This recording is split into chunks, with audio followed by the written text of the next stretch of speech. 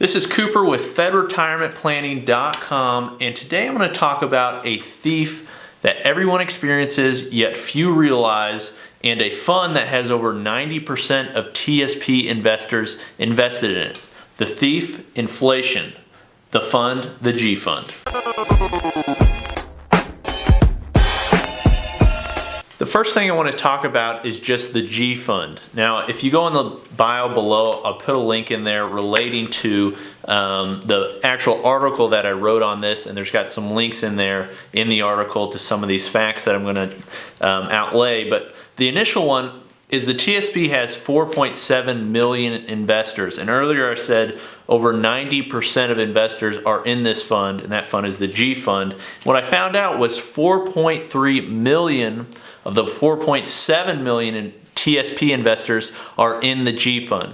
That's over 90%. That's around 91% of investors have at least a portion of their money allocated into the G fund. That's an insane amount. And it's for a good reason. The G fund is the only fund with safety. Another fact that I found was of the 4.7 million investors, 43% of those investors had their entire account in the G fund. So one of the questions is, why do so many people invest in the G fund? And there's a few reasons for this, but the first one is because just until recently, it was about November of 2015, the TSP automatically invested all of your TSP contributions into the G fund unless you chose it to go somewhere else. So all those people that just don't go on to TSP to look at their allocations, because there are quite a few that just leave it, set it, and forget it, all of that money is just directly going into the G fund.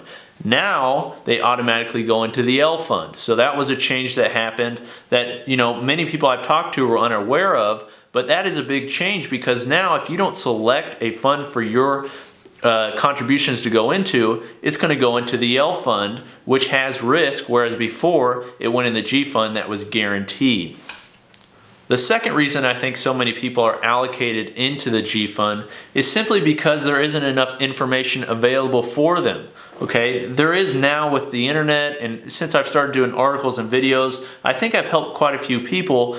That being said though, they have to go out and get that information. It's not just given to them, and oftentimes the actual help that they get from OPM or their HR department isn't enough, or it's something in a document that they don't necessarily want to read because it's boring or don't understand. That's one of the reasons I try to make these videos and articles at least somewhat enjoyable to listen to, watch, and read, because these are subjects that, they may be exciting for me because this is what I do and I enjoy, but for everybody, not everybody enjoys talking about their retirement.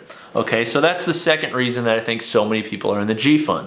The third reason is people just want safety. I've talked about that before, but the G fund is the safest of the of the 5 funds, or plus the L funds.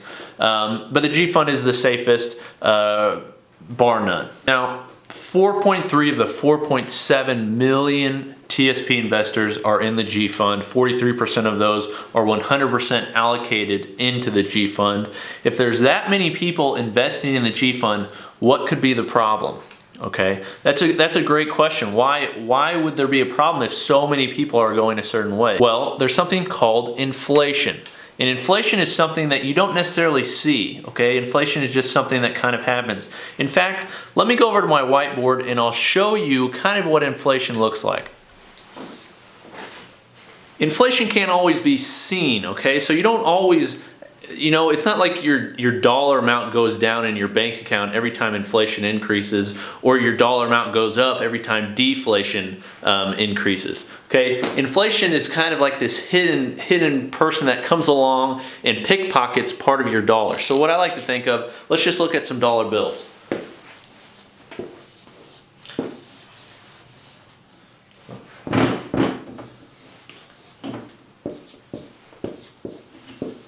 Okay, those are very ugly dollar bills, but that's okay. So these are the dollar bills, and what happens is a mouse comes along and takes a bite out of, just like a piece of cheese, takes a bite out of your dollar. Okay? So your dollar bill that was once worth $1 and could buy $1 worth of things is now only worth, say, 98 cents. So something that you could buy before with just this $1, you can no longer buy. This is what we call purchasing power. Your purchasing power goes down. Now, how does this relate to the G fund? Let's take a look at the graphs. The first graph I want to look at is actually one that compares the G fund to inflation from 2006 to 2015. I'm looking off my screen here so I can see it, but I'll put it up on the screen so you can see it somewhere around here. But the G fund, as you can see, the G fund in relation to inflation, they're both very close. In fact, in 2009, you can actually see that inflation, that was actually a period of deflation, so you'd notice it went down. So actually, the amount of money that you could purchase with actually increased. And deflation, you would think of it as always a good thing, but it's not necessarily always a good thing. But inflation and the G fund run very similar paths. In fact, oftentimes it's said that the G fund averages 2 to 3%, inflation runs about 3 to 4%. I don't know if that's necessarily a perfect comparison, although it may be close over a longer time period. However, over the past 10 years, we can see that inflation and the G fund run pretty close. However, overall, the G fund has outpaced inflation. Now, the next one I'm going to do is show the actual rates of return of the G fund, not including inflation. So this is a graph of exactly what happened with the G fund from 2006 to 2015. And you can see it has this upward pattern that's pretty consistent. And that's how the G fund works, because the actual rates of return from the G fund are pretty close together. So as you can see, it just steadily increases.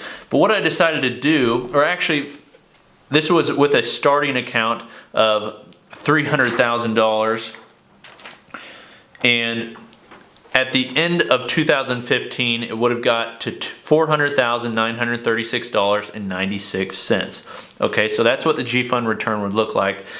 Okay, this next graph is actually an inflation adjusted return for the G fund. So what I did was I took the G fund rate of return and then I just subtracted inflation from it to see what it would look like.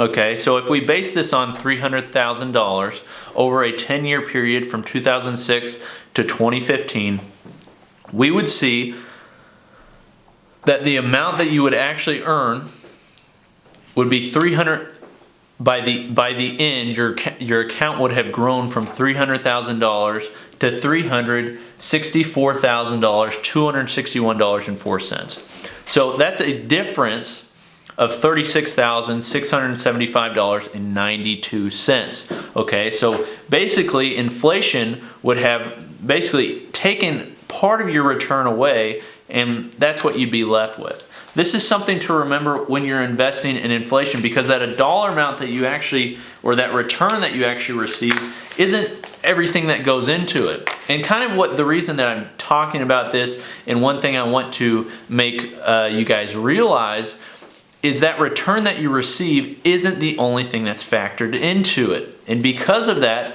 the G fund for many may not be enough of a return to make up for living expenses and things like that in retirement that you need to be prepared for. Okay, because this is one of the last things I want to happen. Somebody retires, they're invested in the G fund thinking that that rate of return is going to keep up with their lifestyle. All of a sudden, 5-10 years down the line, they have to go back to work because they don't have enough money. That is not something that I want to happen. When you're retired, okay? If you want a part-time job, that's great. But having somebody have to retire and then go back to work is not a good idea, okay? So make sure that you are factoring in inflation and what it's going to look like as far as your purchasing power in retirement. This has been Cooper with FedRetirementPlanning.com. Please ask questions. This was actually from a question I received regarding inflation and the G fund. They kind of want to look at the differences. I appreciate questions. I also appreciate comments. So if you have questions, put them in the comment section below. Like, share this video, and also subscribe. I appreciate when you guys subscribe, and then you'll get updates on the various videos and articles that come out. So thanks for watching, and look forward to the next one.